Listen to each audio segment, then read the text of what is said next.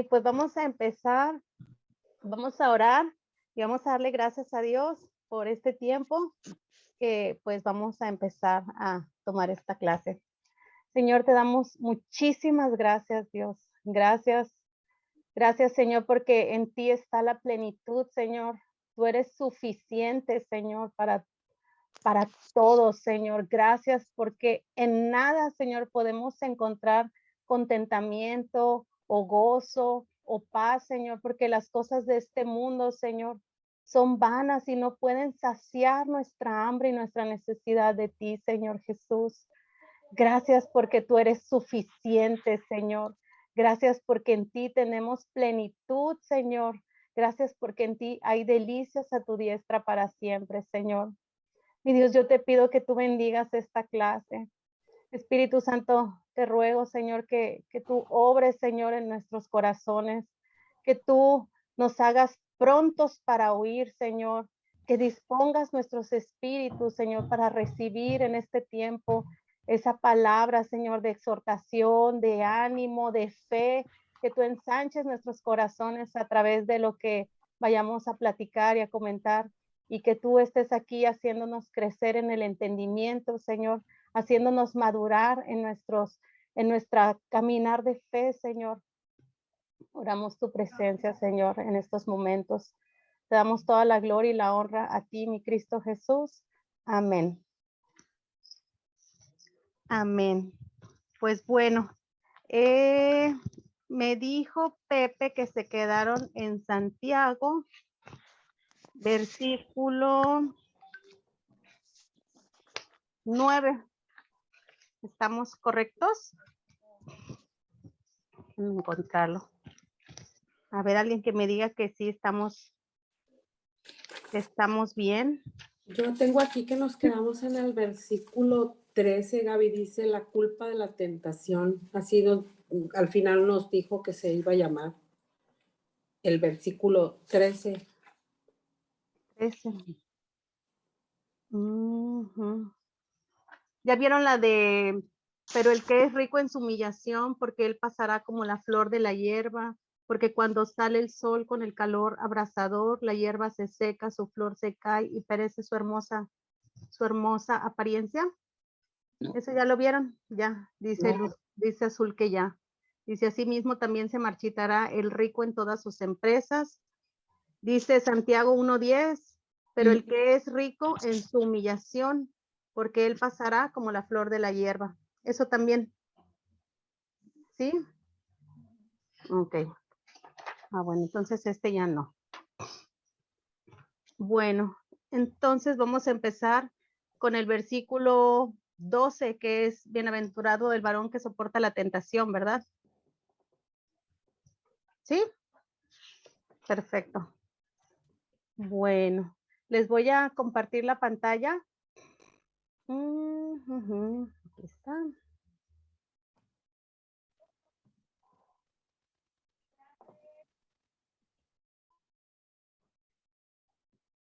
Y bueno, a ver, ¿sí pueden ver bien? ¿Sí? Sí. Bueno, dice aquí, soportando las pruebas. Y yo les quiero preguntar a ustedes, ¿quién de aquí ha pasado por pruebas?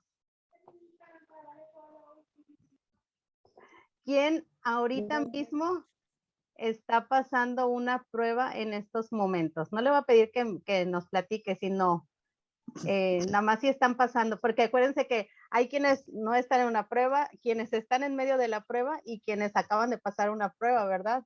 Entonces, ¿quién de ahorita está pasando por una prueba? A ver, ya vi a Georgina, señor Mario, también doña Itza, ¿verdad? Ok. Nosotros ahorita acabamos de pasar una prueba del COVID, porque también aquí nos dio COVID a todos, y pues fue algo bien chistoso porque pues se supone que mi mamá la operaron a principios de enero y se vino aquí a la casa a su recuperación y pues yo aquí la estaba cuidando y todo y pues resulta que aquí se vino a contagiar en su plena recuperación de su operación. Entonces yo me sentía muy mal, ¿verdad? Por ella, porque dije yo, ay no, qué cosas, como justo cuando te viniste pues te enfermaste. Pero pues así pasa, ¿verdad? Sabemos que las pruebas van a venir, pero en medio de la prueba, pues el Señor va a estar sustentándonos. Y bueno, empezamos con Santiago 1:12. Dice aquí, bienaventurado el varón que soporta la tentación. Vamos a cambiarle ahí está. Dice, bienaventurado el varón que soporta la tentación, porque cuando haya resistido la prueba, recibirá la corona de vida que Dios ha prometido a los que le aman. Y bueno, pues aquí la palabra de Dios nos dice que nosotros, doña Itza, ¿quién más le va? Georgina, ustedes son bienaventuradas. Son bienaventuradas porque están pasando por en medio de una tentación, ¿verdad? Así nos llama la palabra de Dios, bienaventurada. Bienaventurada, doña Itza. Ajá. Bienaventurada, Georgina. ¿Por qué? Porque están soportando en medio de la tentación. Dice aquí que bienaventurado significa, bueno, viene del griego Macarios, que es un gozo, una satisfacción interior muy profunda que solo el Señor imparte a quienes soportan y conquistan pacientemente las pruebas por causa de Él y en su poder.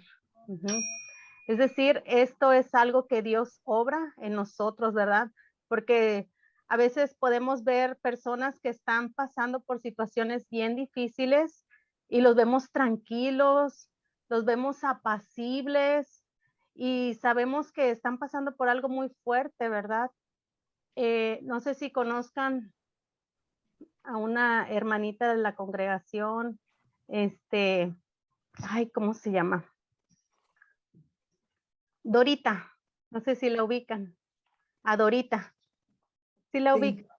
Bueno, pues Dorita ya ven que, bueno, no sé si sepan, pero ella pues perdió un hijo recientemente y pues a mí me impactó mucho que después de la pérdida de su hijo no pasó mucho tiempo y pues yo la vi ahí en el servicio, ella como edecán ahí parada, y cuando la vi, o sea, yo todavía vi una sonrisa en su rostro y yo la vi, yo me conmoví porque yo dije, Señor, ella acaba de perder a su hijo, ajá, acaba de perder a su hijo y está aquí parada con una sonrisa recibiéndote. Y decía, esto solamente tú lo puedes hacer, ¿verdad? Porque si no estuviera Cristo en ella, tal vez una mujer que pierde un hijo se vuelve loca.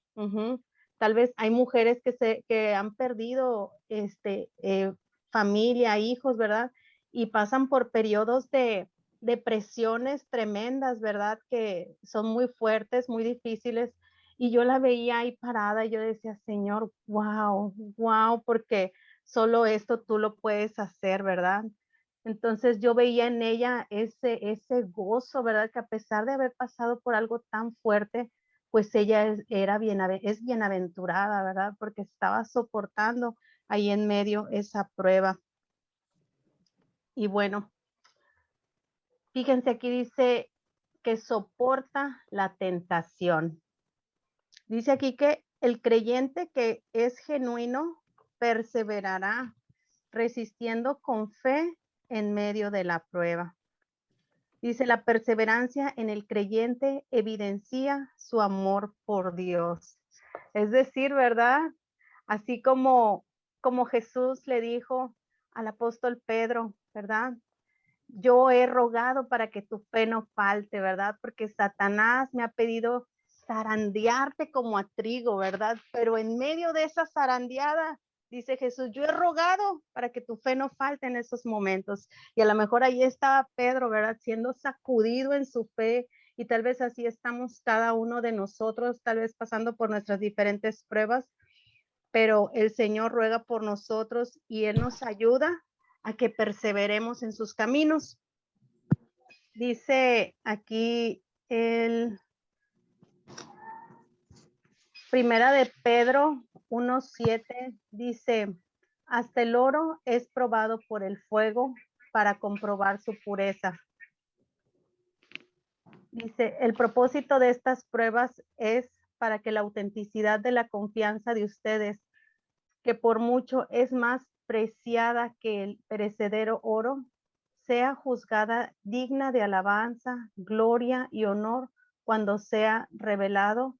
Bueno, Jesús Hamashai, es la versión, es una versión hebrea, ¿verdad? Pero cuando se ha revelado Jesucristo, es decir, que en medio de esas pruebas, ¿verdad? Vamos a ser sometidos como por el fuego, ¿verdad? De la prueba, así como el oro, ¿verdad? Para encontrar que realmente, para encontrar la pureza del oro, así también nuestra fe se compara aún más preciosa que ese oro, ¿verdad? Aún más precioso, dice que las piedras preciosas es la fe, así lo compara el Señor, ¿verdad? Y, y esa fe va a ser para alabanza, para gloria y para honor de nuestro Señor Jesucristo. Y pues ahí aún en medio de cada tentación, de cada prueba, pues Dios siempre obra una salida. Y luego nos sigue diciendo el versículo. Dice que cuando haya resistido la prueba, recibiremos la corona de vida. Es una promesa de parte de Dios, ¿verdad? Que mientras tú resistas esta prueba, mientras tú te mantengas perseverante en los caminos de la fe de Dios, hay hay una presea, ¿verdad? Todos estamos corriendo como en una carrera, ¿verdad? Y todos vamos corriendo como mirando al invisible, al premio del supremo llamamiento, ¿verdad? Que es nuestro Señor Jesucristo. Dice segunda de Timoteo 4:8, por lo demás me está guardada la corona de justicia, la cual me dará el Señor juez justo en aquel día. Dice, y no solo a mí, sino también a todos los que aman su venida. Nosotros debemos de estar anhelantes por ese día del regreso del Señor, ¿verdad? Ese debe de ser un anhelo en nuestros corazones, que venga ya el Señor, ¿verdad? Que mientras, como decía el apóstol Pablo, para mí el vivir es Cristo, ¿verdad? Y el morir, pues es ganancia, ¿verdad? ¿Por qué era ganancia? Pues porque él ya sabía que cuando él muriera, pues él entraba a la presencia de Dios, él ya iba a estar allá. En Apocalipsis 2:10 se nos dice, sé fiel hasta la muerte y yo te daré la corona de vida. Y aquí abajito, esta corona, corona de vida, corona de justicia, corona de gloria, dice aquí, es la misma corona. Y se refiere así como en el dibujito de este atleta que tenemos aquí en la pantalla, era una corona que se les ponía como a los deportistas. Dice que esta será recibida por todos aquellos creyentes como un galardón de su fe salvadora en Jesucristo. Es como Dios premiando, ¿verdad? Como Dios reconociendo que ahí estuviste, ¿verdad? Que tuviste esa fe para soportar en medio de las tribulaciones. Y bueno, dice aquí que esta corona Dios la ha prometido a aquellos que le amamos, ¿verdad? Aquellos que buscamos las cosas de arriba, que tenemos deleite en buscar a Dios. Yo creo que si ustedes están conectados aquí haciendo este esfuerzo en enviados es porque ustedes le aman, ¿verdad? Si hemos perseverado hasta aquí, tal vez 2 años, 5 años, algunos más de 10 años, ha sido por la gracia y por el amor que Jesucristo ha depositado en nosotros, nos ha transformado, nos ha santificado y pues ahora nosotros le amamos a Él, ¿verdad? Porque Él nos amó primero. Dice en Primera de Juan 4:16, por nuestra parte, hemos conocido y hemos puesto nuestra confianza en Él, en el amor que Dios nos tiene. Dice, Dios es amor y quien permanece en el amor permanece en Dios y Dios permanece en él. Hay, como que me hice bolas un poco con esta versión.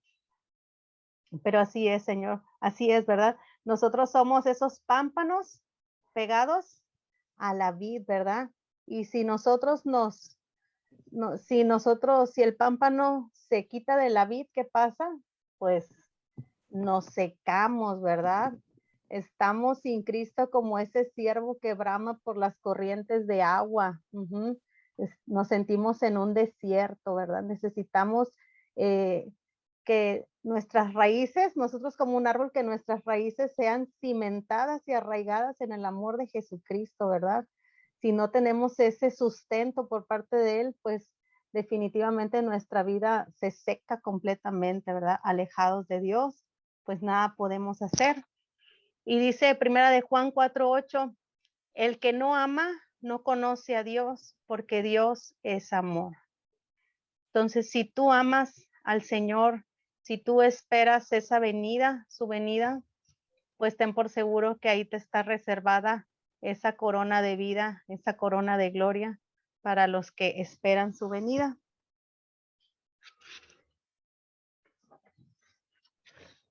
Y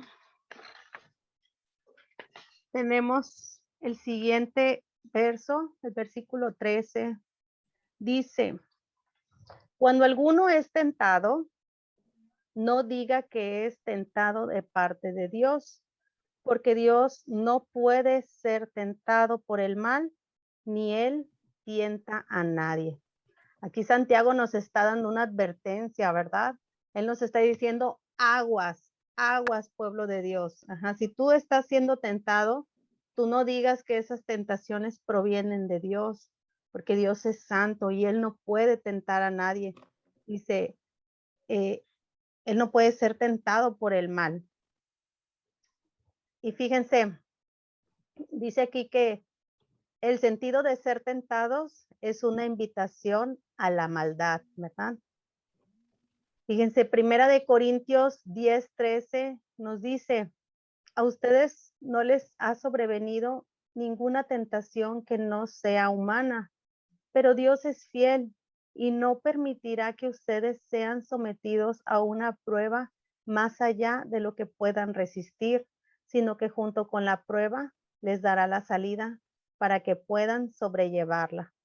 Es decir, en medio de una tentación, sabemos que Satanás, ¿verdad? Puede hacer estas invitaciones a la maldad, pero también más adelante ahorita vamos a ver que también cada uno es tentado, ¿verdad?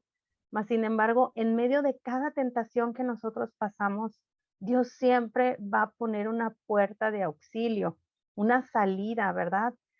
Algo para que nosotros seamos rescatados, para salir victoriosos. Dice, para que nosotros podamos sobrellevar estas pruebas. Fíjense, al creyente, a nosotros, a cada uno de nosotros como creyentes nos corresponde el elegir entre aprovechar la salida provista por Dios o bien pues ceder ante la tentación, ¿verdad? Siempre ante una tentación, antes de caer en pecado, siempre hay una salida, pero pues nosotros somos los que decidimos. Dice que la tentación es humana, ¿verdad? Todos aquí somos tentados, ¿verdad?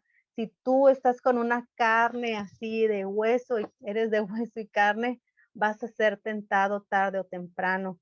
Dice, ninguna persona, ni aun el cristiano más espiritual puede escapar de la tentación. Todos podemos ser tentados.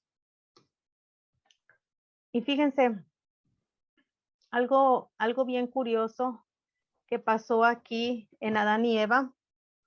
Dice, al caer en la tentación, una característica del pecado es pasar la culpa a algo o a alguien. Sí, sí han visto a lo mejor algunas de estas excusas, ¿no? De que cuando alguien hace algo malo, por ejemplo, algún niño, por ejemplo, yo tengo 2 niños y cuando hacen alguna travesura, el niño que ya está más grande, de 4, fue Hania.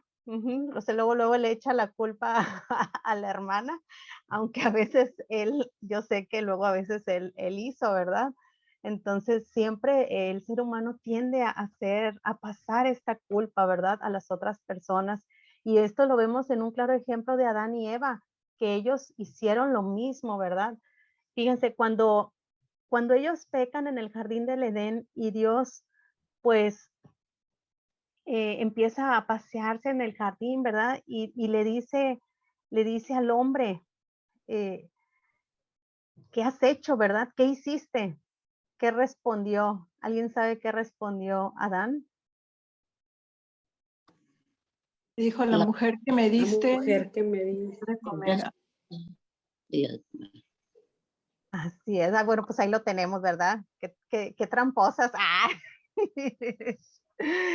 Así es, dice ahí, la mujer que me diste, ¿verdad? Luego le pasó la culpa a Eva, ¿verdad? La mujer que me diste. Pero cuando Dios interroga a Eva, ¿qué es lo que le dice Eva? También lo mismo, ¿verdad? Le echó la culpa. Le dice, Dios le dijo a la mujer, ¿qué es lo que has hecho? Y dijo la mujer, fue la serpiente. Ajá, es que se me apareció y pues me tentó y yo comí, ¿verdad? Entonces ahí vemos esa forma de nosotros echar las culpas a otras personas. Dice aquí que Dios no es responsable de nuestras tentaciones. Aquí abajo les puse las iniciales, dice que es el comentario bíblico de William MacDonald. Dice aquí, cuando uno es tentado a pecar, la tentación no procede de Dios. Dios sí prueba o ensaya a los hombres en lo que a su fe respecta, pero nunca tienta a nadie a cometer ninguna forma de mal. Él mismo nos tiene tratos, dice, él mismo no tiene tratos con el mal y no seduce a pecar. Es como si a lo mejor un hombre, ¿no? Que cayó en infidelidad y dice, es que Dios me mandó esta prueba, ¿verdad? Y pues es que la mujer era muy guapa y yo caí. No, ¿verdad? Es que no fue Dios. La tentación de ese tipo no la manda Dios de ninguna manera. Hay que entender una diferencia entre las tentaciones y las pruebas, ¿verdad? Las pruebas lo que van a hacer es afirmar tu fe como creyente, como cristiano, pero la tentación cuando viene, cada uno de nosotros podemos o escoger lo bueno o escoger lo malo, ¿verdad? Entonces hay que tener mucho cuidado con echarle la culpa a Dios. Dice aquí Proverbios 19:3, la insensatez del hombre tuerce su camino. Y dice, y contra Jehová se aira su corazón. Nosotros mismos, ¿verdad? Por a lo mejor nuestra dureza contra Dios, nuestra propia concupiscencia, nuestra propia maldad, el querer nosotros salirnos con la nuestra, ¿no? Eso es nuestra insensatez, es lo que tuerce nuestros caminos. Y una vez que se tuerce el camino, ¿verdad? A lo mejor contra Dios nos podemos ofender, nos podemos apartar, nos podemos separar. Quiero hacer una pausa y preguntarles si alguien tiene algún comentario para que no me la pase nada más hablando yo, también darles oportunidad si alguien quiere aportar algo. ¿Alguien tiene algún comentario? Gaby, Escuchamos. Sí, Mario. yo quería comentarles que yo investigué lo que era concupiscencia y bueno, Sí, lo que investigué, pero dice que a grandes rasgos es nuestro propio deseo de pecar. Esa es la concupiscencia. Porque no entendía esa palabra, por eso la investigué, la verdad, no la entendía. Porque se habla que la concupiscencia, y bueno, ¿qué es eso? Y es nuestro propio deseo de pecar. así es el deseo natural que hay en nuestra carne, ¿verdad? De querer pecar. Así es. Y ahorita lo vamos a ver más adelante, Mario, pero excelente. Así es. Todos tenemos concupiscencias. ¿Alguien más quiere comentar otra cosa?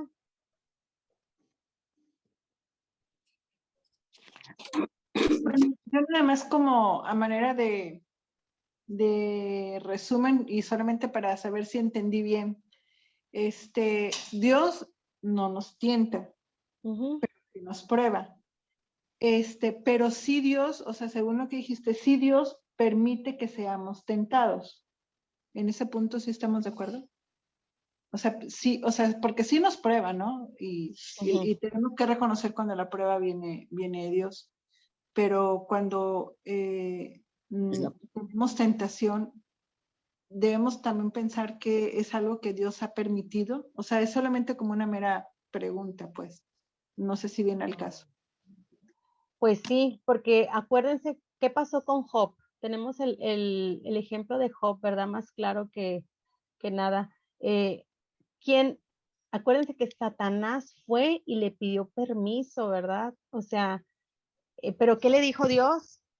Está bien, pero a su vida no lo toques, ¿verdad? O sea, bueno, aunque Job lo veo más como una prueba, ¿verdad? Más que una tentación, fue una prueba, mas sin embargo, fíjense que sí también pudo caer en tentación porque a lo mejor Job también se hubiera podido haber endurecido contra Dios, ajá.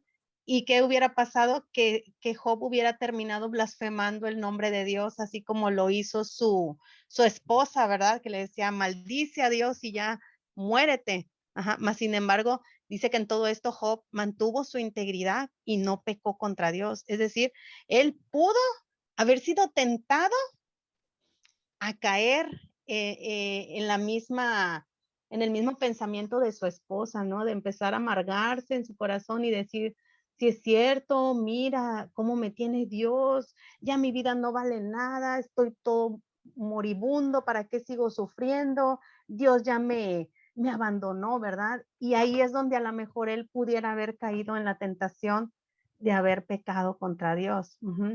Entonces, Dios no manda la tentación, mas sin embargo, pues sí nos da la salida en medio de esa tentación para que nosotros podamos ser liberados, ¿verdad?